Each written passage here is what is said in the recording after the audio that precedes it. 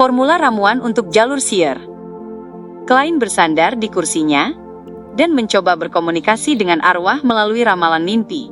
Di dunia ilusi abu-abu yang terasa nyata namun tidak sepenuhnya, sebuah lampu gas tiba-tiba menyala, menerangi lempengan batu di tanah, dan sebuah meja dengan gulungan kulit kambing yang diletakkan di atasnya. Setelah formula Seer dan klon muncul satu persatu, Rosago berdiri di sana mengenakan pakaian berbulu, mendengarkan suara dari asal yang tak diketahui. Sebelum naik ke urutan berikutnya, aku harus memperingatkanmu bahwa kau terlalu bergantung pada ramalan. Ramalan adalah wahyu, sebuah hasil. Ia tak bisa memberitahumu prosesnya. Sebagai contoh, kau mungkin memutuskan untuk menginvestasikan seluruh uangmu, karena ramalanmu mengatakan, saham kereta api akan menghasilkan uang. Namun kenyataannya, apa yang benar-benar dimaksud wahyu itu adalah, bahwa dalam jangka panjang, dalam 30 tahun, saham kereta api itu memang akan menguntungkan. Sebelum itu, nilainya akan turun lebih sering daripada naik. Takdir tidaklah mudah untuk dikuasai, dan seringkali tidak dapat diukur. Ramalan bukanlah sesuatu yang serba bisa. Selain itu, ramalan dapat diganggu dan menyesatkanmu. Terlalu banyak hal di dunia ini yang tidak dapat dipahami. Jika kau sepenuhnya bergantung pada ramalan, maka kau pasti akan mati karenanya. Ramalan adalah wahyu. Ia harus dikombinasikan dengan kehati-hatian, kewaspadaan, dan pengendalian diri. Rosago tidak dapat meramalkan bahaya yang sesuai, karena bahasa kenajisan berkaitan dengan ruang misterius di atas kabut abu-abu, dan itu membuatnya mati di tanganku. Kalau tidak, dengan kemampuan mistiknya, akan sangat sulit bagiku dan nona pengawal untuk lolos hari ini. Ini juga menjadi pengingat untukku. Bahkan jika aku memiliki kabut abu-abu untuk mengisolasi semua gangguan, aku tidak boleh lengah. Tak peduli seberapa yakinnya aku pada tindakanku, aku harus menyisakan ruang untuk kemungkinan lain. Dari kata-kata ini, tampaknya mereka tidak mengetahui tentang metode acting. Jika mereka tahu, beberapa kalimat itu bisa disimpulkan sebagai bentuk rasa hormat dan takut pada takdir. Saat pikirannya berputar, Klein mendengar jawaban Rosago saat ia membuka gulungan perkamen itu. Urutan 7, Magician. Bahan utama: 1 akar sejati dari Mistrean, seluruh cairan tulang belakang dari Dark Pattern Black Panther. Bahan tambahan: 60 ml air murni, 30 ml sari Mistrin, 3 gram bubuk droplet gem, 4 tetes minyak esensial Fantasy Grass. Magician. Ini juga bagian dari sirkus. Bisa menjadi fondasi sebuah sirkus bersama Seer dan Clown. Klein mengejek dalam hati, sebelum kemudian teringat badut berjas yang pernah ia temui. Kelihatannya dia seorang magician. Kemampuannya sepertinya mencakup menembakkan peluru udara, melakukan lompatan berapi, dan menggunakan kertas sebagai senjata. Tidak buruk. Hanya dengan kemampuan untuk melancarkan sihir dengan cepat saja, sudah dapat meningkatkan kekuatanku dalam pertempuran secara signifikan. Saat pikiran itu melintas, pemandangan di depannya berubah lagi. Kali ini, sebuah ruangan megah muncul, dikelilingi patung-patung emas dan ornamen berkilau. Suara yang sama terdengar lagi, namun kini mengingatkan Rosago pada hal yang sama. Menurut pengalamanku, setelah kau meminum ramuan Faceless, ingatlah satu hal ini, kau dapat menyamar menjadi siapapun, tetapi pada akhirnya, kau tetaplah dirimu sendiri. Faceless? Urutan 6 dari jalur Seer adalah Faceless. Ini pasti kekuatan Beyonder yang memungkinkan Rosago berubah menjadi petugas vaksin. Sepertinya, detektif Zreal palsu juga diperankan olehnya. Creeping Hunger memungkinkan Kilangos berubah menjadi orang dengan rupa yang berbeda. Ini cocok dengan kekuatan Beyonder tersebut. Sepertinya beberapa Faceless telah mati di tangannya. Kekuatan seperti ini memang tidak meningkatkan kemampuan bertarung secara langsung, tetapi lebih berguna daripada 90% kekuatan Beyonder dalam banyak kesempatan. Tak heran Rosago berani datang untuk membunuhku dan tidak takut terjebak. Kekuatan ini sangat berarti bagiku. Dengan pikiran itu, mata Klein membelalak saat melihat Rosago mengambil selembar halaman emas tipis dengan tulisan Hermes. Urutan 6. Faceless. Bahan utama: kelenjar pituitari bermutasi dari Thousand Faced Hunter, karakteristik dari Human Skin Shadow. Bahan tambahan: 80 ml darah Thousand Face Hunter, 5 tetes sari Black Jimson Wheat, 10 gram bubuk Dragon Tooth Grass, 3 helai rambut dari Deep Sea Dragon. Thousand Faced Hunter? Sepertinya itu sejenis naga, tapi bukan yang terlalu kuat. Mungkin bukan dari sistem spiritual, tapi tetap saja sangat langka. Hampir punah. Klein segera mengingat pengetahuan mistiknya. Kali ini pemandangan tidak berubah, tapi pakaian dan lokasi Rosago berubah. Ia mengenakan wig putih, tuxedo gelap, dan janggut tebal. Kenaikan kali ini tidak sesederhana sebelumnya. Ramuan harus diminum bersamaan dengan ritual. Jika berhasil, kau akan memperoleh salah satu kekuatan Beyonder yang paling sulit ditolak, selain dari Beyonder urutan tinggi.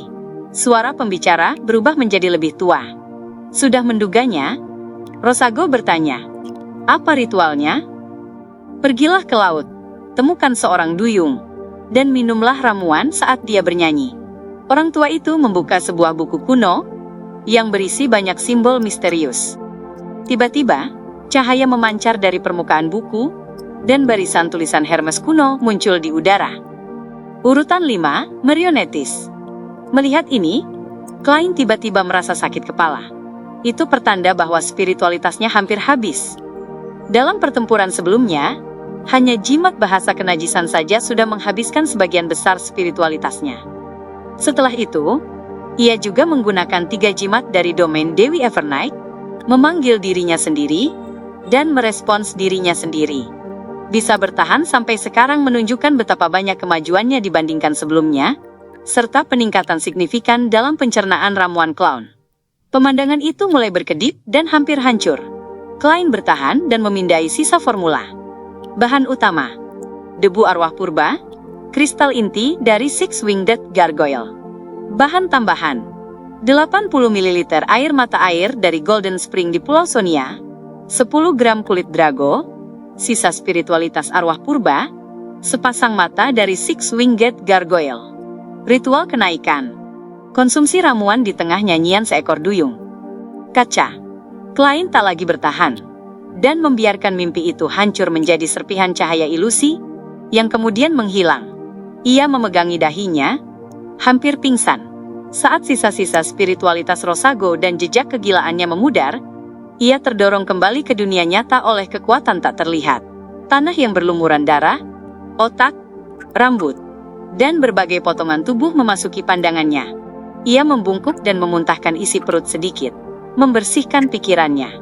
Jika spiritualitasku habis, aku akan dikeluarkan dari ruang misterius di atas kabut abu-abu. Klein melihat sekeliling, dan mendapati nona pengawal masih tertidur. Ia segera memadamkan lilin, merapikan barang-barang ritual, lalu terengah-engah. Setelah beberapa saat, ia akhirnya memulihkan sebagian spiritualitasnya.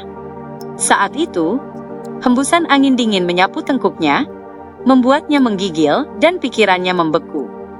Klein menoleh dengan cepat dan menatap kembali ke jendela. Ia melihat nona pengawal, dengan gaun hitam bergaya gotik, telah terbangun dan melayang di udara. Rambut pirang dan wajahnya yang pucat, tampak semakin pudar. Seluruh tubuhnya tampak kurang padat, hingga kulitnya terlihat agak transparan. Klein segera menjelaskan seperti yang sudah ia siapkan.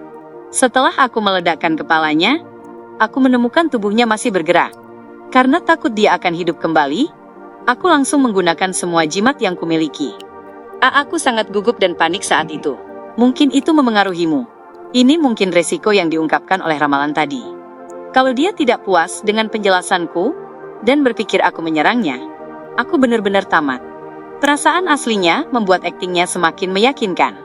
Nona pengawal menunduk memandangi dirinya sendiri, lalu bertanya dengan nada datar, "Jimat apa yang kau gunakan pertama kali?"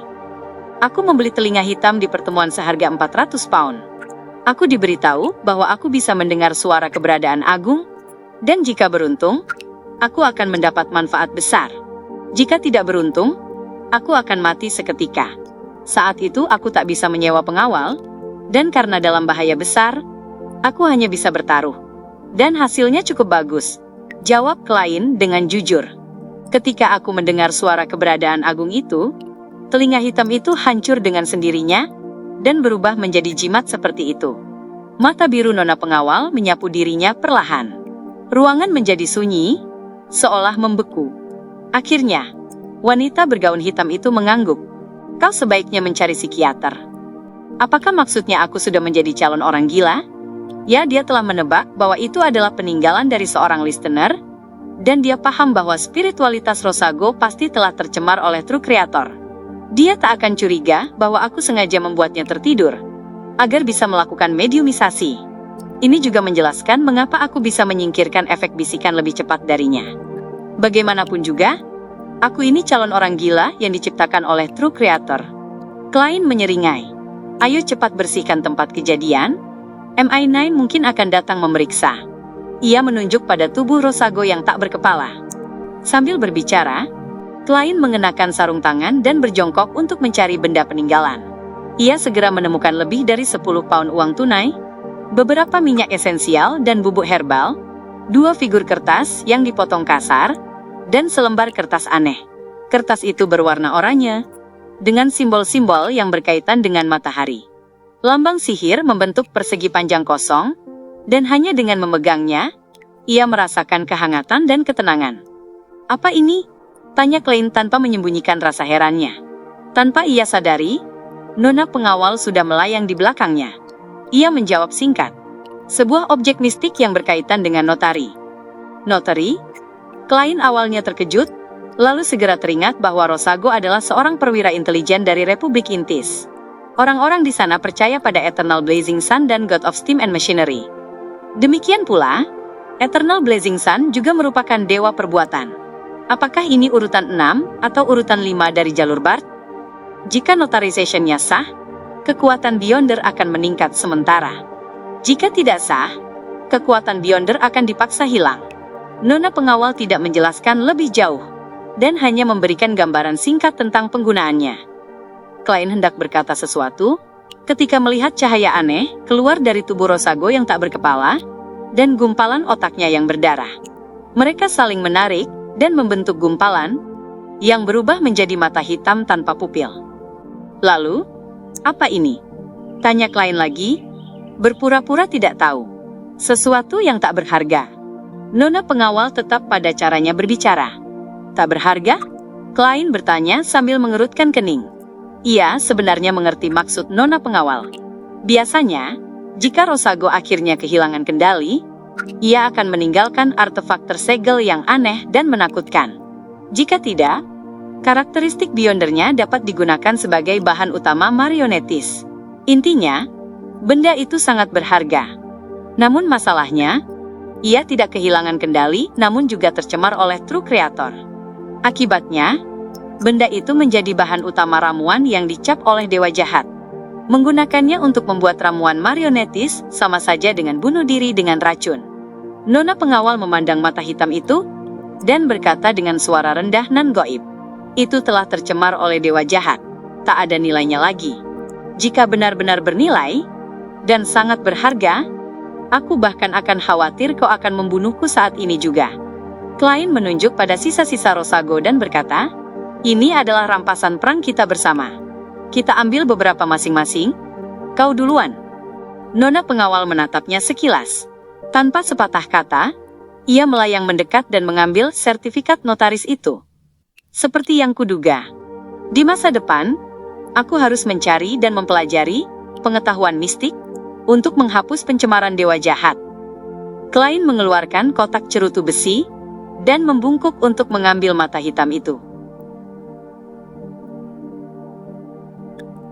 Begitu jari jemari Klein menyentuh mata hitam itu, ia mendengar suara-suara ilusi, sementara rasa sakit berdenyut tajam menembus kepalanya. Namun, pada saat yang sama, sesuatu yang aneh muncul dalam penglihatannya. Itu adalah benang hitam ilusi yang tak terhitung banyaknya, yang menyebar dari tubuh nona pengawal dan tubuhnya sendiri. Benang-benang itu memancar dari tubuh mereka, menjulur keluar ke dalam kehampaan, menuju jarak yang tak berujung.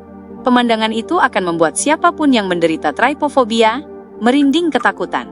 Klein tiba-tiba menggertakkan giginya, tak mampu lagi menahan rasa korup yang menyusup ke dalam dirinya, lalu segera memasukkan mata hitam itu ke dalam kotak cerutu besi. Segalanya kembali normal, dan efek samping negatif yang ia rasakan pun mereda. Baru setelah itu, Klein memiliki energi untuk membuat dugaan. Apakah itu esensi dari kekuatan Beyonder seorang marionetis? Apakah itu memungkinkan seseorang melihat dan mengendalikan benang-benang tertentu yang menghubungkan tubuh dan jiwa setiap orang?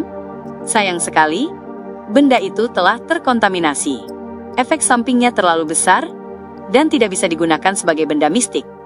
Untuk saat ini, kalaupun aku mengabaikan kemungkinan memurnikannya di atas kabut abu-abu, ini akan menjadi kedua kalinya aku menantang True Creator.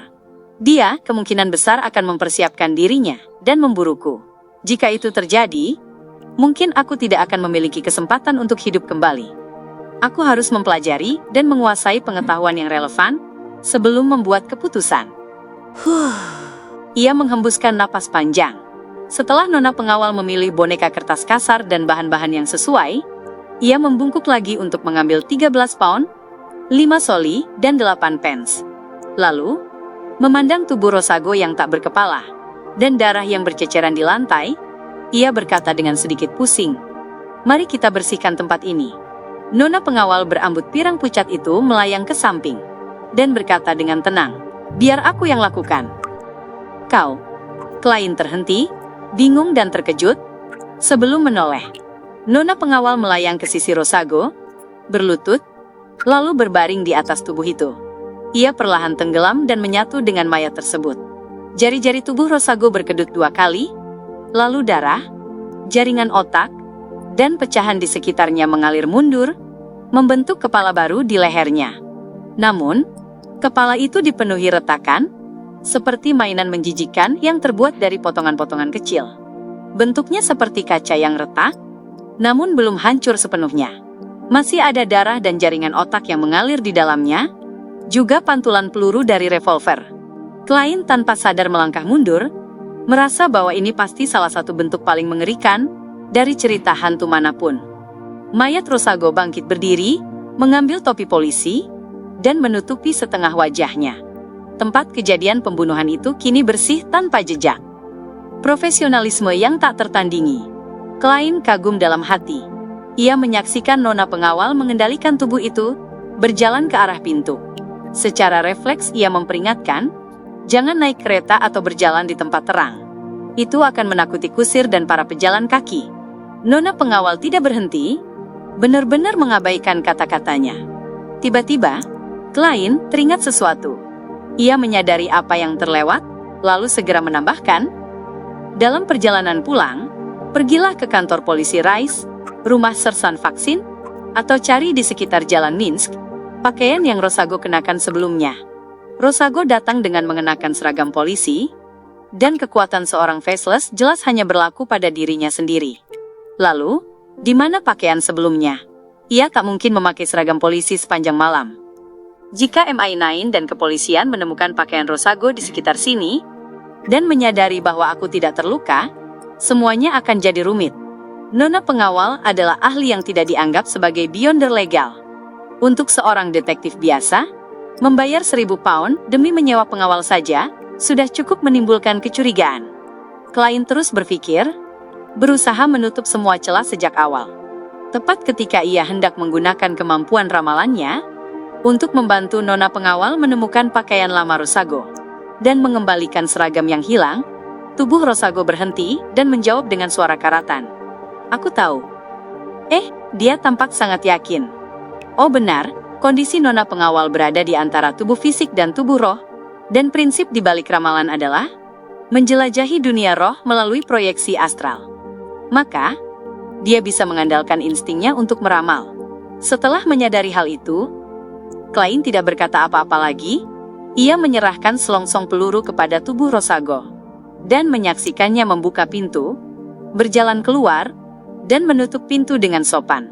Hasil rampasan perang yang kupilih adalah karakteristik Beyonder yang terkontaminasi oleh True Creator. Aku yakin tidak akan ada yang bisa meramalnya. Kalaupun ada, mereka akan merasakan bahaya terlebih dahulu, dan tidak akan berani melanjutkan ramalan itu. Sambil memikirkan hal itu, Klein berjalan kembali ke sofa dan duduk, merasakan sisa ketakutan yang masih tertinggal. Pertempuran itu berlangsung tak lebih dari 1 menit. Tidak cukup sengit untuk menghancurkan apapun, namun kekejaman dan bahayanya Hanya kalah dari saat ia menghadapi Megose dan bayi dalam kandungannya. Bahkan dengan kekuatan luar biasa dari nona pengawal dan bahasa kenajisan, ia nyaris jatuh ke dalam kendali Rosago dan membunuh tanpa mampu melawan. Kemampuan seorang marionetis sangat aneh dan sangat kuat. Menurut hukum keterjagaan karakteristik Beyonder, karakteristik Beyonder yang ditinggalkan Rosago seharusnya mencakup semua bahan utama dari ramuan urutan 5, 6, 7, 8, dan 9. Jika tidak terkontaminasi oleh dewa jahat, dan jika dicampur dengan bahan tambahan, seseorang bisa langsung menjadi Beyonder urutan 5. Tentu saja, metode kenaikan semacam ini, yang sepenuhnya bergantung pada keberuntungan, sudah lama ditinggalkan sejarah. Itu adalah cara paling primitif dan paling berbahaya. Menaiki urutan selangkah demi selangkah adalah cara terbaik yang telah dibuktikan oleh kehidupan yang tak terhitung banyaknya para pendahulu. Jika aku bisa menyingkirkan korupsi True Creator di masa depan, maka aku juga bisa menggunakan karakteristik Beyonder yang ditinggalkan Rosago saat naik dari urutan 6 ke urutan 5. Karakteristik tambahan itu hanya akan membuatku lebih kuat, seperti Kapten.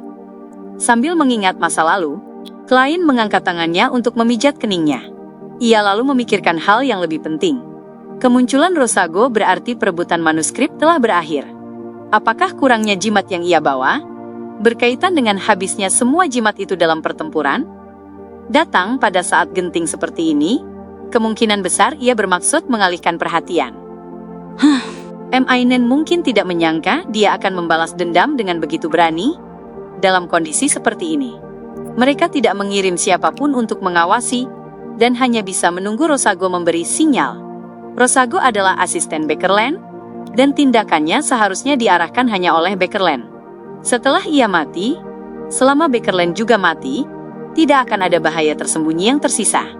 Aku bertanya-tanya apakah pembunuhan itu telah dimulai atau berhasil.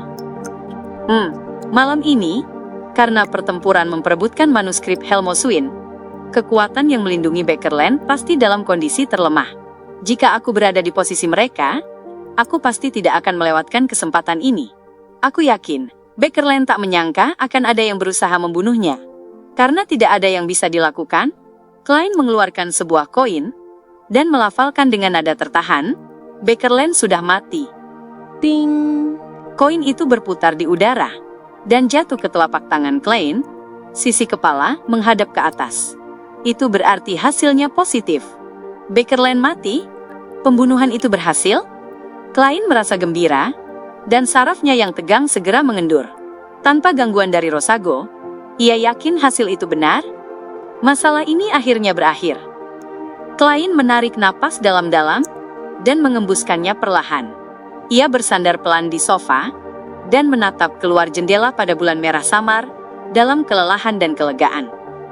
Di dalam kedutaan Republik Intis, 2 pejabat militer sedang berjongkok di samping tubuh Beckerland, memeriksa penyebab kematiannya.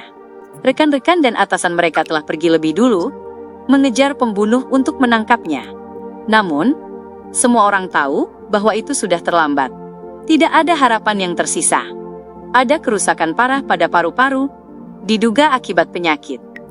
Serangan fatal yang sangat kuat, jauh lebih kuat dari semua serangan Beyonder urutan 5 yang pernah kulihat, kata salah satu pejabat militer dengan suara rendah. Penyakit? Di lantai dan di tempat tidur ada bekas sihir daging dan darah yang jelas, tapi tidak ada di dinding. Selain itu, keributan pertarungan tidak terdengar keluar. Terakhir, serangan mematikan itu memiliki ciri korupsi dan pemusnahan. Ada setidaknya 4 kekuatan Beyonder yang tidak saling berhubungan. Pejabat militer lainnya berdiri, dan mulai menggambarkan situasinya seolah berbicara pada diri sendiri. Ia tiba-tiba berhenti dan memandang rekan di depannya. Mereka berkata bersamaan, "Shepard." Beberapa detik keheningan berlalu, sebelum pejabat yang berjongkok itu mengerutkan kening dan berkata, "Mungkin ini kelompok dengan setidaknya 4 Beyonder berbeda. Kalau begitu, kita akan diadili. Wajar jika kita tidak menyadari penyusupan satu Rose Bishop, tapi bagaimana dengan 3 lainnya? Itu tidak mungkin." Pejabat yang berdiri itu menolak dugaan tersebut, lalu berkata ragu, "Namun, aku pernah mendengar ada urutan lain yang bisa menciptakan efek serupa. Aku pikir itu disebut scribe." Aku tidak tahu jalur urutannya, atau organisasi mana yang menaunginya. Pejabat yang berjongkok mengangguk dan berkata, seorang Shepherd adalah tersangka utama. Aurora Order adalah sekelompok orang gila. Tidak aneh jika mereka melakukan hal seperti ini. Mari kita mulai menyelidiki identitas wanita yang merayu duta besar itu. Sial, Kerajaan Loan pasti tidak akan mengizinkan penyelidikan kita. Bajingan Aurora Order itu orang gila yang pantas ditiduri keledai. Pejabat yang berdiri menggeleng frustrasi. Mereka pasti akan dihukum atas pembunuhan duta besar tersebut. Di Jalan Minsk nomor 15, Klein bertindak seolah tak terjadi apa-apa. Menahan rasa lelahnya, ia membalik halaman koran. Sekitar 20 menit kemudian, ia tiba-tiba melihat nona pengawal, dalam gaun hitam megah dan rambut pirang pucat panjangnya, muncul di jendela Oriel.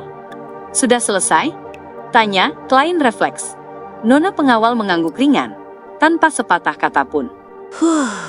Klein berpikir sejenak sebelum berkata, terima kasih atas perlindunganmu. Urusan ini berakhir di sini. Aku akan membayar sisa 900 pound dalam 2 hari. Seperti yang kau tahu, ada batas penarikan. Atau haruskah aku menyerahkannya kepada Marik? Wajah pucat wanita itu membuka dan menutup mulutnya. Suaranya terdengar bagai gema eter di udara. Berikan saja padaku. Aku berjanji melindungimu selama 3 hari, bukan hanya sekali. Wanita ini benar-benar memegang teguh kontrak. Namun, ini akan sangat merepotkanku. Apakah kau akan ikut denganku untuk menangkap pasangan selingkuh itu besok? 3 hari. Hari ini Kamis, dan perlindungan akan berakhir Minggu sore. Untungnya, ini tidak akan mengganggu pertemuan klub tarot. Klein mengusap keningnya dan berkata, baiklah, bagaimana aku harus memanggilmu? Kau tidak perlu tahu. Nona pengawal mengangkat gaun gotik megahnya, membungkuk sedikit, lalu menghilang dari jendela Oriel. Dia memang punya karakter yang kuat. Klein tersenyum menanggapi jawaban nona pengawal, sebuah senyum yang sangat jelas. Ya, untuk bisa menahan Rosago, seorang marionetis, dalam waktu singkat, sampai pertarungan menjadi seperti jungkat-jungkit. Dia kemungkinan besar adalah seorang Beyonder, urutan 5. Aku penasaran, dia berasal dari urutan mana? Dan apa nama ramuan miliknya? Keadaannya cukup unik. Kalau bukan karena dia, aku bahkan tak akan punya kesempatan menggunakan bahasa kenajisan. Klein mengambil koran di sampingnya dan pura-pura membaca, padahal sebenarnya dia sedang berpikir. Namun, tak lama kemudian pikirannya kembali ke persoalan, apakah masih ada celah dalam masalah itu. Misalnya, karakteristik Beyonder terkontaminasi yang ditinggalkan oleh Rosago, memiliki cahaya spiritual yang kuat. Sangat mungkin hal itu tak bisa disembunyikan hanya dengan kotak cerutu besi, sehingga akan terekspos di bawah pengamatan orang lain yang menggunakan Spirit Vision. Klein diam-diam mengaktifkan Spirit Vision dan melihat ke arah sakunya. Ia bisa melihat cahaya samar berwarna-warni yang terpancar dari dalam kotak cerutu besi, meskipun tidak terlalu mencolok dan tampak sangat tipis. Cahaya itu tercampur dengan warna auranya sendiri, membuatnya sulit dibedakan atau terdeteksi. Benar, hanya Beyonder urutan tinggi yang bisa mengidentifikasinya melalui 2 lapis gangguan. Pantas saja berbagai bahan seperti bubuk herbal dan ekstrak minyak esensial selalu disimpan dalam botol logam, bukan wadah kayu. Itu karena mereka mengandung spiritualitas, dan orang dengan spirit vision yang lebih baik bisa melihat tembus melalui kayu dan melihat warna aura di dalamnya. Klein tiba-tiba memahami beberapa detail penting dalam ilmu mistisisme. Dulu, ia melakukan berbagai hal sesuai aturan, tanpa memikirkan alasan di baliknya, tetapi kini ia mengerti alasan mendasar dari aturan-aturan tersebut. Setelah berulang kali memeriksa dan memastikan semuanya sudah beres, Klein meletakkan korannya, lalu berjalan ke lantai 2. Awalnya, ia berencana melepas pakaian dan mandi, untuk benar-benar merilekskan diri. Namun, ketika teringat bahwa nona pengawal bisa muncul begitu saja di rumahnya, ia merasa sedikit tidak tenang. Maka dari itu, ia hanya mencuci muka, menggosok gigi, dan merendam kakinya dalam air panas. Kembali ke kamar tidur dan melepaskan mantelnya, Klein menyembunyikan barang-barangnya, sebelum akhirnya rebah di atas ranjang. Karena sangat lelah dan telah menahan diri cukup lama, Sarafnya menjadi tegang, sehingga ia tidak bisa langsung tertidur. Membuka mata dan menatap cahaya bulan merah tua di langit-langit, Klein tidak mencoba tidur dengan bantuan kogitasi. Sebaliknya, ia membiarkan pikirannya melayang tanpa arah, seperti menunggang kuda tanpa menarik tali kekangnya. Ketika pikirannya mengembara, ia dengan cepat menyadari sebuah masalah, setelah mengalami terlalu banyak kebetulan di kota Tingen. Dan kemudian mengetahui bahwa semua itu berhubungan dengan artefak tersegel 008. Kasus keduaku setelah tiba di Baeklan, memberiku 3 formula ramuan berikutnya. Apakah itu terlalu kebetulan? Meskipun ini sejalan dengan hasil ramalanku, Baeklan menyimpan kesempatan untukku menjadi kuat. Tapi bukankah ini terlalu cepat dan sederhana?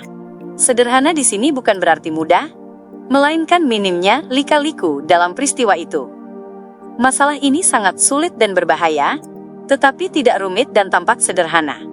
Menurut perkiraanku, aku akan mengumpulkan informasi tentang Secret Order melalui Nona Justice, Tuan Hangman, serta Nona Sio dan rekannya. Lalu, aku akan mengejar jejak organisasi kuno itu. Setelah melalui banyak lika-liku, aku akhirnya akan memperoleh formula, dan itu seharusnya memakan waktu setidaknya 3 bulan. Siapa sangka aku berhasil dalam waktu kurang dari 3 minggu. Jangan-jangan semua ini diatur oleh seseorang lagi? Ya, mari kupikirkan lagi keadaannya. Tidak kebetulan kalau Republik Intis berhubungan dengan Secret Order. Catatan harian Kaisar Rosel telah mengonfirmasi hal ini secara tidak langsung. Kemampuan Seer dan Faceless sangat cocok untuk organisasi intelijen. Untuk seorang Beyonder urutan menengah dari jalur serupa, menjadi asisten SAR intelijen seperti Bakerland, itu masuk akal dan wajar. Itu bukan kebetulan. Alasan duta besar mengirim seseorang untuk membalas dendam padaku, kemungkinan berkaitan dengan keinginannya untuk mengalihkan perhatian. Maka, mengirim Rosago, yang paling mudah berhasil dan melarikan diri, adalah pilihan yang mengurangi resiko. Itu sama sekali tidak mengejutkan. Sangat wajar bagi Ian mencari detektif baru lewat koran, setelah tak ada detektif yang dikenalnya mau menerima tugas melacak serial. Tidak banyak detektif baru yang beriklan di koran saat itu, dan aku mungkin satu-satunya. Iya, aku satu-satunya di Baeklan Bulletin. Seperti yang sudah kusimpulkan sebelumnya, masalah dengan Mersault adalah dia terlalu gegabah, dan aku khawatir penyamaranku biasanya tidak akan mudah, karena justru bisa menarik perhatian lebih banyak. Maka, aku tidak mencoba menyamar. Meskipun kedua kemungkinan ini, terutama yang pertama, mungkin dipengaruhi oleh sesuatu, tetap saja sesuai dengan kepribadian, mentalitas, dan latar belakang masing-masing orang. Dan ini bukanlah inti permasalahan. Hal ini tidak menjelaskan bagaimana kasus keduaku bisa berhubungan dengan seorang Beyonder urutan menengah dari jalur Seer. Apakah itu takdir? Rasanya tidak masuk akal. Jika dipikir lebih jauh, setelah aku transmigrasi, kasus pertama dan kedua yang kuhadapi, semuanya terkait dengan jalur Seer. Tentu saja, hal itu bisa dijelaskan sebagai pengaturan oleh 008. Benar, buku catatan keluarga Antigonus bahkan telah merusak boneka kain kemalangan, dan menunjukkan simbol mata vertikal yang rumit, yang berkaitan dengan harta keluarga Antigonus. Alasan yang kupikirkan saat itu adalah, karena garis keturunan keluarga Antigonus telah berakhir, dan buku itu memandangku, seorang Seer yang bertahan hidup meskipun telah berinteraksi dengannya, sebagai pewarisnya. Sekarang kupikir, alasan itu sangat sepele. Bagaimana jika aku adalah seorang pemuja setia Dewi Evernight? Namun, saat itu aku hanya menebak tanpa membuktikannya. Harta keluarga Antigonus jelas berkaitan dengan jalur Seer. Lebih dalam lagi, mengapa aku bisa tertransmigrasi? Mengapa aku kebetulan merasuki tubuh Klein, dan bukan orang lain? Saat itu, Klein baru saja melakukan ramalan gelap, dan dipaksa bunuh diri oleh buku catatan keluarga Antigonus. Dan buku catatan itu jelas terkait dengan jalur Seer. Selain itu, pertama kali aku melihat catatan harian Rosel, isinya berkaitan dengan penyesalannya karena tidak memilih apprentice, marauder, atau Seer. Itu sangat kebetulan. Dari awal sampai akhir, kecuali bagian yang melibatkan 008, semuanya tampak seperti kekacauan. Ini tidak terlihat seperti susunan yang disengaja, melainkan lebih seperti daya tarik pasif, saling tarik-menarik, Tarikan yang terputus-putus. Apakah aku menarik hal-hal yang berkaitan dengan jalur Seer? Dan pada saat yang sama, aku juga tertarik pada mereka? Terasa aneh memikirkannya. Tarikan seperti ini bahkan memengaruhi takdir secara langsung, membuat Tuan Azik pun tak bisa melihatnya. Apakah ada karakteristik aneh dalam diriku? Dan apakah karakteristik itu memungkinkan aku untuk hidup kembali beberapa kali? Dengan pemikiran itu, Klein tiba-tiba terdorong untuk naik ke atas kabut abu-abu, guna melakukan ramalan dan mengonfirmasi idenya. Namun, ia dengan cepat membatalkan niat itu, bukan hanya karena nona pengawal mungkin sedang mengawasinya dari cermin, tetapi juga karena ia percaya bahwa ciri terbesarnya adalah ruang misterius di atas kabut abu-abu itu sendiri. Maka dari itu, jelas tidak mungkin ia mendapatkan jawaban jika menggunakan ruang itu untuk meramal tentang dirinya sendiri. Setidaknya, untuk saat ini, belum ada tanda-tanda manipulasi yang jelas. Akan dapat diterima jika ini hanya tarikan murni. Dan aku sudah memilih jalur Beyonder, yang tidak bisa diubah hingga urutan 4, jadi aku hanya bisa melangkah satu persatu. Benar, aku harus tegas untuk tidak pergi ke pegunungan Hornacis, untuk mencari harta keluarga Antigonus. Haha. Aku punya firasat bahwa aku akan berkata, betapa bagusnya di masa depan, saat aku benar-benar melakukannya. Klein mencemooh dirinya sendiri, saat merasa kelelahan perlahan menyelimutinya. Kelopak matanya pun tak bisa menahan untuk tertutup. Pikiran terakhirnya sebelum tertidur adalah, aku harus lebih sering menghadiri pertemuan Beyonder, dan mengumpulkan bahan Beyonder yang sesuai untuk Magician, melalui Nona Justice, Tuan Hangedman, dan The Sun. Aku tak akan menolak apapun untuk Faceless jika tersedia. Selain itu, aku juga harus mendapatkan benda mistik yang efek negatifnya tidak terlalu parah. Sebelum pencernaanku selesai dan kekuatanku meningkat, sebaiknya aku memiliki lebih banyak kemampuan pelindung diri. Selain itu, berinvestasi, mengambil pekerjaan, menabung, serta berusaha mencari Lanevus untuk menjadikannya titik awal balasku, juga bisa dianggap sebagai bentuk latihan. Itulah rencana masa depan Klein. Pukul 7 pagi, ia bangun seperti biasa. Di luar masih tampak kelam dan berkabut. Klein bangkit dan berjalan ke arah pintu. Saat melewati cermin panjang, ia melihat nona pengawal tiba-tiba muncul. Dia mengenakan bonet hitam yang sama, wajahnya tetap pucat seperti biasa. Suaranya menembus kaca, dan menyelinap ke telinga Klein dengan cara yang samar. Seseorang dari MI9 datang tadi malam. Harusnya aku berkata seperti yang diduga, polisi datang terlambat. Tapi aku tetap harus berterima kasih karena mereka datang terlambat. Klein tersenyum dan bertanya, mereka tidak menemukan apapun kan? Tentang jawabannya, ia sangat yakin bahwa jika MI9 menemukan sesuatu, ia tak akan bisa tidur dengan tenang. Tidak, sosok nona pengawal memudar dan menghilang ke dalam cermin. Kemampuan miliknya benar-benar luar biasa. Bahkan Spirit Vision tidak bisa mendeteksinya.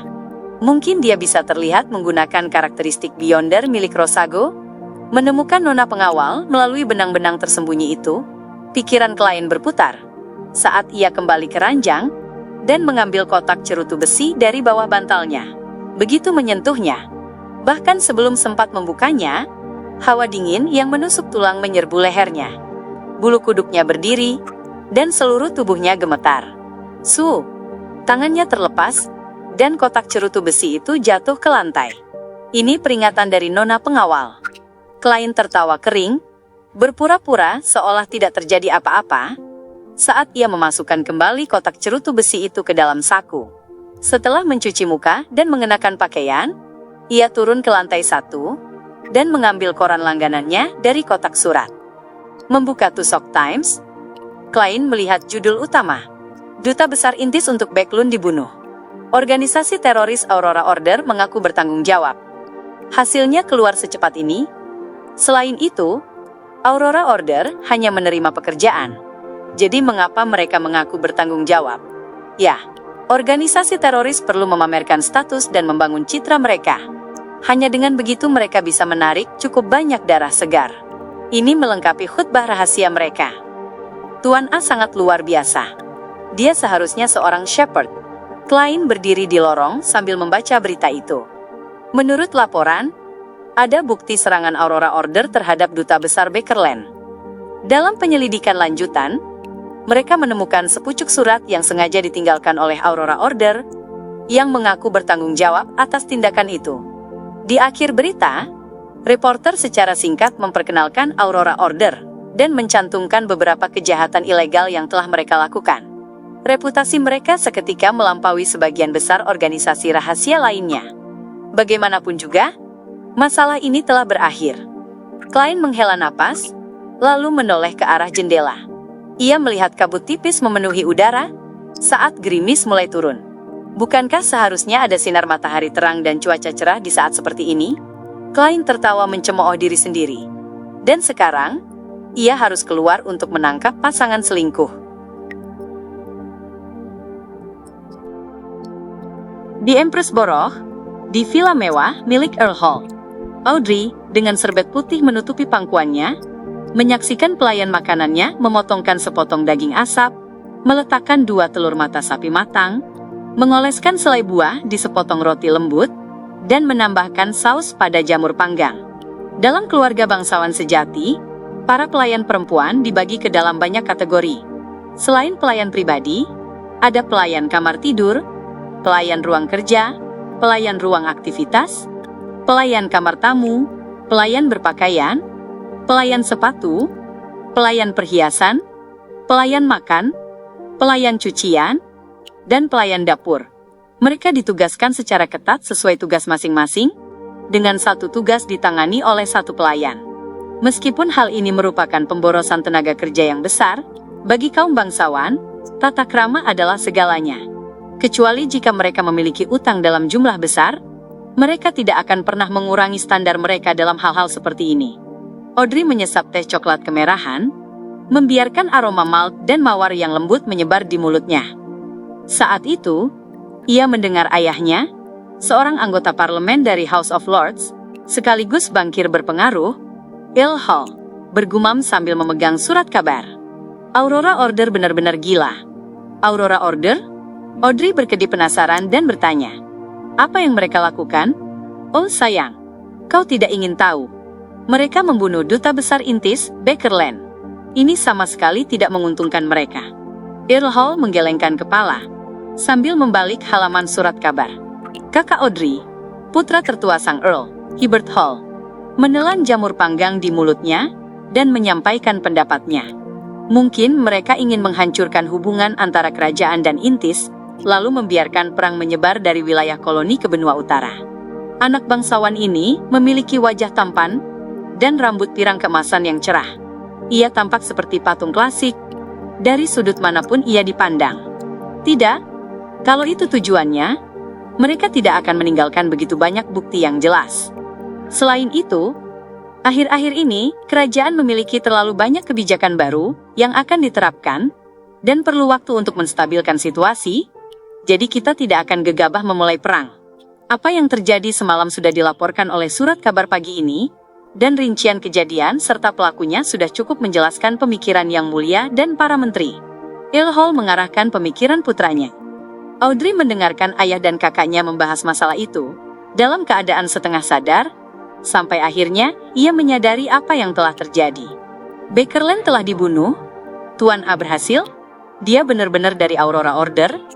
Alasan dia sengaja membiarkan Aurora Order diketahui sebagai pelaku adalah untuk membuktikan bahwa dia yang menyelesaikan tugas itu, dan bahwa dia tidak menipuku. Ini terlalu cepat dan efisien. Aku baru membayar uang pertama kemarin sore, dan pagi ini aku sudah mendengar hasilnya. Hasil yang bagus. Audrey tertegun sekaligus gembira. Itu adalah sukacita yang tak terkendali, namun juga disertai rasa takut yang naluriah. Itu jelas sesuatu yang patut disyukuri, karena misi yang dipercayakan oleh utusan Tuan Full telah diselesaikan dengan begitu mudah. Namun, kekuatan dan tindakan yang ditunjukkan oleh Tuan A dan Aurora Order yang mendukungnya membuat Audrey secara bawah sadar merasa takut. Untungnya, aku sudah berbicara dengan Glenn kemarin dan mencapai kesepakatan pinjaman. Sebagai seorang Viscount, ia seharusnya bisa mengumpulkan uang itu tanpa menarik perhatian. Aku akan memberikan sisa dana kepada Tuan A dalam 2 hari ke depan, melalui Sio dan Force. Aku tidak bisa memperlihatkan diriku. Aku tidak akan menghadiri pertemuan Tuan A selama sebulan atau 2 bulan ke depan. Untungnya aku sudah memiliki lingkaran pergaulan lain. Audrey menggigit perlahan roti lembut yang telah diolesi selai. Saat sarapan hampir usai, kue-kue kecil berkrim, cherry, dan stroberi disajikan di piringnya, dan ia tiba-tiba merasa sedikit puas saat pikirannya mulai tenang. Tuan Hangman ingin ikut dalam misi ini, tapi mungkin dia baru saja menyelesaikan tugas awalnya sekarang. Tapi semuanya sudah selesai. Pantas saja dia tetap terjebak di laut. Audrey merasa sangat senang, dan ia tersenyum sambil menikmati pencuci mulutnya. Di Hillstoneborough, Sio dan Force menatap surat kabar di depan mereka, tanpa bergerak untuk waktu yang lama. Ini dilakukan oleh Tuan A, bukan? Sio memandang temannya dengan wajah terkejut dan bingung. Force memutar gelang batu di pergelangan tangannya, dan menggeleng kosong. Mungkin. Aku tahu tentang Aurora Order, tapi aku tidak tahu apakah Tuan A adalah anggota Aurora Order. Seharusnya begitu. Bagaimanapun, kita baru memberinya 2.000 pound kemarin. Aku ragu ada orang lain yang juga ingin membunuh Duta Besar Bakerland, kata Sio ragu-ragu. Force terdiam selama beberapa detik, sebelum tiba-tiba menghela napas dan berkata, entah itu dilakukan oleh Tuan A atau bukan, kita tetap harus memberinya sisa 8.000 pound. Saat ini, tidak ada yang bisa membuktikan bahwa dia tidak melakukannya. Kalau kita ingin tetap berada di lingkaran ini, kita tidak boleh menolak membayar. Lagi pula, bukan kita yang membayar. Dan kita tetap mendapat 500 pound untuk pekerjaan ini. Dengan itu, Sio menjadi gembira. Masalahnya, aku selalu merasa bahwa menemui Tuan A lagi akan sangat berbahaya. Force merenung lalu berkata, aku akan pergi sendiri untuk membayar sisanya. Itu akan lebih baik untuk kita berdua. Tapi, Sio tampak sedikit khawatir. Kalau kau ikut, itu akan mempersulit pelarianku. Force menggoyangkan gelang di pergelangan tangannya, dan berkata dengan nada meremehkan. Baiklah, kalau begitu. Sio menggaruk rambut pirang pendeknya yang kasar, sambil menjawab tak berdaya. Saat keduanya masih gelisah soal itu, pesan baru dari Tuan A tiba melalui saluran komunikasi pribadi. Ia mengatakan agar mereka tidak mencarinya, melainkan menyetor sisa uang itu ke rekening anonim terpisah, di bank yang berbeda. Sio dan Force menghela napas lega bersamaan.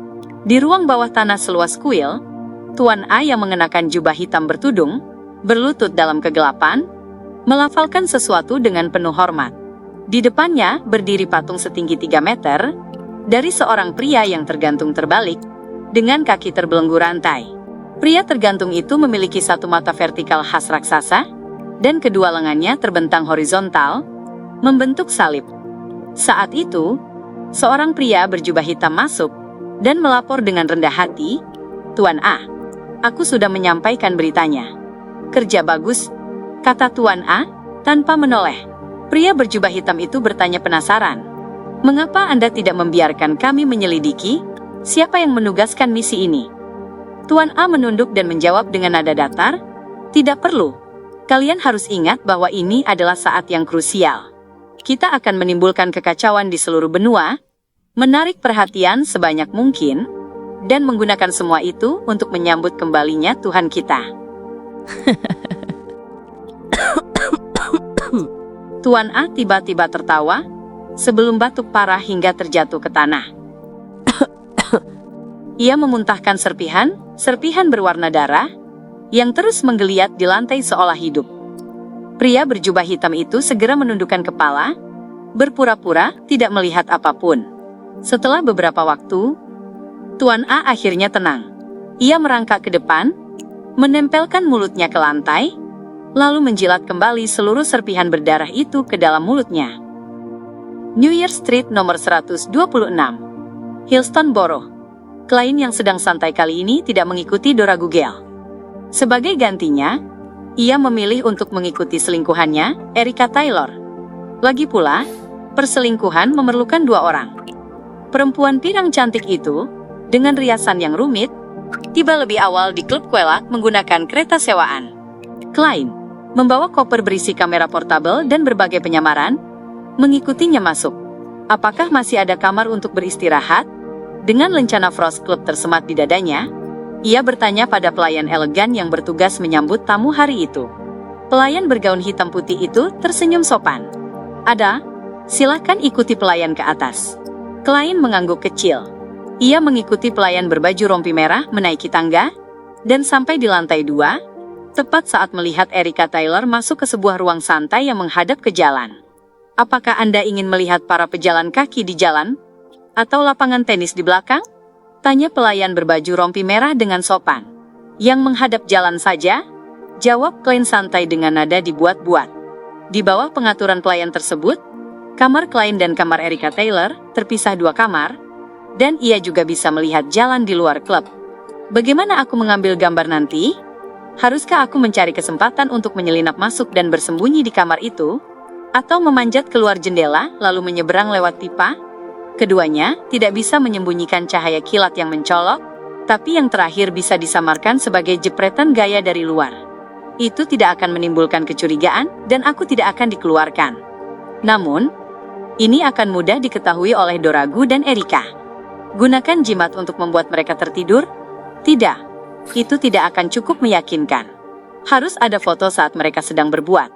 Hanya ada satu kesempatan, dan aku harus memanfaatkannya dengan baik. Ini bukan bidang keahlianku, aku bukan seniman. Kalau Pak Tuan Neil, dia pasti akan mencoba membuat sihir ritual baru untuk menyembunyikan kilatan kamera. Tentu saja, Dewi mungkin tidak akan merespons permintaannya. Saat Klein memikirkan langkah selanjutnya, ia melihat sosok nona pengawal muncul di cermin perak di ruangan itu. Wanita itu masih mengenakan gaun hitam bergaya gotik yang megah, dan topi lembut serasi. Rambutnya pirang pucat, dan wajahnya yang pucat memiliki garis-garis halus nan lembut. Apakah kau punya cara untuk menyembunyikan kilatan kamera? Tanya Klein santai. Sebelum ia menyelesaikan kalimatnya, ia melihat riak pada permukaan cermin perak, saat sebuah telapak tangan yang agak transparan, tiba-tiba menjulur keluar. Nona pengawal keluar dari cermin perak seperti hantu, berjalan ke arah Klein, lalu mengangguk. Ya. Ia menundukkan tubuhnya, membungkuk, lalu perlahan menyatu ke dalam lensa kamera. Mulut Klein sedikit terbuka, saat menyaksikan pemandangan mengerikan itu, butuh waktu lama baginya untuk pulih dari keterkejutan. Ia mengambil kamera portabelnya, dan mencoba jepretan percobaan di ruang santainya. Hasilnya jauh melampaui ekspektasinya. Kilatan terbatas hanya di sekitar kamera, dan hasil gambar pun cukup bagus. Mungkin sekarang seharusnya disebut kamera spektral. Klein bergurau dalam hati. Ia mengambil kamera itu, pergi ke jendela, dan menunggu dengan sabar. Tak lama kemudian, ia melihat Dora Gugel tiba dengan kereta. Di ruangan lain, Erica Taylor melihat kekasihnya itu, dan segera meninggalkan ruang santai untuk menemuinya di lantai 1. Klein memanfaatkan kesempatan itu, untuk menggunakan kartu tarot membuka pintu kamar Erica, lalu bersembunyi hati-hati di dalam lemari, tempat menyimpan spray dan selimut cadangan. Kegelapan di sekelilingnya mengingatkannya pada malam sebelumnya, tentang Rosago, sang Numble Right Master yang menyeramkan dan mengerikan. Malam tadi penuh bahaya, tapi hari ini, disinilah aku, menangkap basah pasangan perselingkuhan. Hidup ini sungguh luar biasa, sungguh di luar dugaan. I know it hurts you, but I need to tell you something.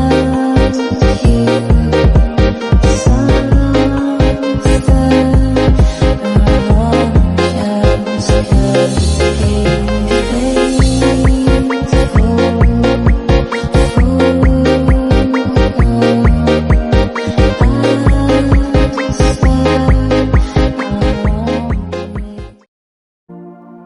Saat Klein mengejek dirinya sendiri, ia mendengar pintu kamar terbuka. Meringkuk di dalam lemari, Klein diam-diam mengaktifkan spirit vision-nya dan melihat dua aura yang saling berinterferensi masuk ke dalam ruangan. Erica, aku membawakanmu hadiah. Suara berat terdengar saat pintu ditutup. Seperti yang kuduga, dia seorang pria dari kerajaan Loen. Bahkan dalam urusan selingkuh, dia tetap terkesan kuno. Kalau orang intis, pasti sudah berteriak, sayang, manisku, malaikatku. dan sejenisnya. Klein tak bisa menahan diri untuk menyindir dalam hati. Tentu saja, semua itu berdasarkan stereotip dari koran, majalah, dan novel. Erica Taylor bertanya dengan nada terkejut. Coba tebak, apakah itu Fastman Eye Cream, Face Cream, atau Essence? Atau mungkin milik Lashini? Apa-apaan itu semua? Klein tertegun mendengar nama-nama itu. Jelas Dora Gugel juga butuh waktu untuk bereaksi. Butuh sekitar 8 detik sebelum dia berkata, "Bukan, ini stocking." Di dunia ini, karena minyak bumi belum ditemukan, belum ada produk kimia murah yang sepadan. Oleh karena itu, stocking sutra dianggap sebagai barang kelas atas. Lumayan juga. Coba aku lihat. Kegembiraan Erica tidak berkurang sedikit pun. Aku membelinya kemarin di Philips. Satu pasang 30 soli, total 5 pasang. Kata Doragu dengan nada menyombongkan diri. Mahal sekali. Mahal sekali. Erica dan Klein berkata hal yang sama. Satu berseru keras, yang lain mengeluh dalam hati. Benson sudah bekerja bertahun-tahun, dan hanya mendapat 1 pound 10 soli seminggu, yaitu 30 soli, itu setara dengan satu pasang stocking, dan dengan gaji itu, dia masih bisa menyekolahkan adik-adiknya, memberi mereka makan dengan cukup, bahkan menyediakan tempat tinggal. Pekerja biasa dengan sedikit keahlian saja, hanya dibayar sekitar 20 soli seminggu. Klein berdecak dalam hati. Tidak, itu tidak mahal. Stocking sutra memang sepadan dengan harganya. Aku bahkan memberi tip tambahan 5 soli. Saat ia berbicara, warna auranya menjadi lebih mencolok, dan Klein menebak bahwa pria itu telah melepas mantelnya. Kalau begitu, akan aku coba, kata Erica Taylor, lembut dengan nada menggoda. Rasanya seperti menonton film porno lagi. Dan ini bahkan siaran langsung. Selain itu, nona pengawal juga ada di sini. Sudut bibir Klein berkedut, saat ia melihat warna merah mengalir, menyelimuti warna merah yang lain, pertanda gairah keduanya menyala seperti api. Warna ungu hampir menjadi merah dan tak kunjung berhenti. Merah melilit hijau, oranye. Sambil mendengarkan desahan dan tawa rendah, Klein menebak gerakan serta posisi pasangan itu dari perubahan warna aura mereka. Merasa waktunya tepat, Klein perlahan mendorong pintu lemari dan melirik ke arah tempat tidur. Doragu dan Erica sudah saling membelit, pakaian mereka setengah terbuka, gerakan mereka intens. Klein mengangkat spektral kamera dan membidikkan ke arah pasangan yang sedang bergairah itu, menunggu sampai wajah mereka terlihat jelas. Ketika Doragu dan Erica terjatuh kembali ke atas ranjang, Klein akhirnya mendapatkan momen yang paling tepat dan menekan tombol rana. Bunyi klik kamera tak terlalu terdengar, dan kilatan cahaya serta keanehan lainnya terbatas pada area yang sangat kecil, sehingga pasangan itu tak menyadarinya. Tidak terlalu percaya diri dengan kemampuan fotografinya, Klein mengambil beberapa jepretan lagi, berniat memilih yang terbaik nanti. Ia hanya berencana memberikan satu foto kepada kliennya, karena terlalu banyak foto bisa membuat pengacara itu curiga. Kenapa pasangan tersebut tidak menyadari ada orang yang memotret? Sepotong pakaian dalam terjatuh pelan ke lantai, dan suara napas semakin berat saat Klein meraih kamera portabelnya dan dengan cekatan berguling keluar dari lemari, menutup pintu di belakangnya. Ia terus berguling di lantai hingga sampai ke pintu ruang tamu. Lalu, ia membukanya secara perlahan dan kembali ke koridor. Selesai. Dengan napas lega, Klein menutup pintu dengan sopan tanpa suara, menempelkan tangan ke dada, lalu membungkuk ke arah ranjang. Tanpa buang waktu, ia kembali ke ruang tunggunya. 7 pound terakhir akan segera kudapat. Dan aku juga mendapat keanggotaan Quella Club senilai 50 pound. Termasuk makan, tempat tinggal, dan hiburan. Itu bahkan bernilai lebih dari 50 pound. Tanpa koneksi atau relasi, aku tak akan bisa bergabung bahkan dengan 100 pound sekalipun. Misi ini tidak buruk, sederhana, aman, dan menguntungkan. Klein meletakkan kamera portabelnya dan menghela napas puas dalam hati. Saat itu, sebuah tangan tiba-tiba muncul dari lensa kamera. Nona pengawal dalam gaun hitam megahnya perlahan keluar dan kembali melayang di udara, meski wajahnya tetap pucat. Mengingat bahwa ia baru saja mengajaknya menonton film porno, Klein mencoba mengalihkan pembicaraan karena malu. Aku berencana pergi ke kafetaria untuk makan sesuatu. Mau ikut denganku? Setiap anggota boleh membawa satu tamu. Sedangkan soal bagaimana menjelaskan kemunculan tamu secara tiba-tiba, rencana Klein adalah keluar sebentar lalu kembali lagi. Nona pengawal menjawab dengan nada datar, "Aku bisa tidak makan selama 2 minggu. Sambil berkata begitu, ia membalikkan badan dari Klein dan melayang ke arah cermin, lalu lenyap seketika. Apa sebenarnya urutannya? Pikir Klein penasaran, sambil memasukkan kamera portabelnya kembali ke dalam tas. Setelah semuanya selesai, ia pergi ke kamar mandi untuk buang air. Selesai mencuci tangan dan membasuh wajah, Klein menatap dirinya di cermin. Karena tidak mencukur di pagi hari, jenggotnya mulai tumbuh. Rambutnya disisir menyamping dengan perbandingan 3:7, dan sepasang kacamata berbingkai emas menggantung di wajahnya. Ia terlihat berwibawa dan berpendidikan, dengan sedikit kesan dewasa. Penampilanku jelas berbeda dari sebelumnya. Aku masih bisa dikenali kalau diperhatikan dengan seksama. Begitu janggutku tumbuh lebih lebat, aku tidak perlu terlalu khawatir lagi. Aku tidak akan takut apapun saat naik ke urutan 6. Faceless. Klein mengeluarkan arloji emasnya, membukanya, lalu berjalan keluar dari kamar mandi. Ia mengambil kopernya, dan menuju kafetaria di lantai 1. Baru lewat pukul 9, jadi sarapan masih tersedia. Klein memilih telur goreng setengah matang 2 sisi, sepotong roti putih, sepotong mentega, pai desi, seporsi daging asap, dan secangkir Marquis Black Tea, dengan seiris lemon mengapung di atasnya. Saat mencari tempat duduk, ia tiba-tiba melihat wajah yang dikenalnya. Sang ahli bedah yang merekomendasikannya ke klub, Aaron Series. Pria jangkung dan kurus itu duduk sendirian di sudut, telah menyelesaikan sarapannya, sambil menyeruput kopi dan membolak-balik surat kabar. "Selamat pagi, Dr. Series." Klein berjalan mendekat dan menyapa Aaron yang sedikit dingin itu. Sang ahli bedah mendorong bingkai kacamatanya dan berkata, "Panggil saja aku Aaron, Detektif Moriarty.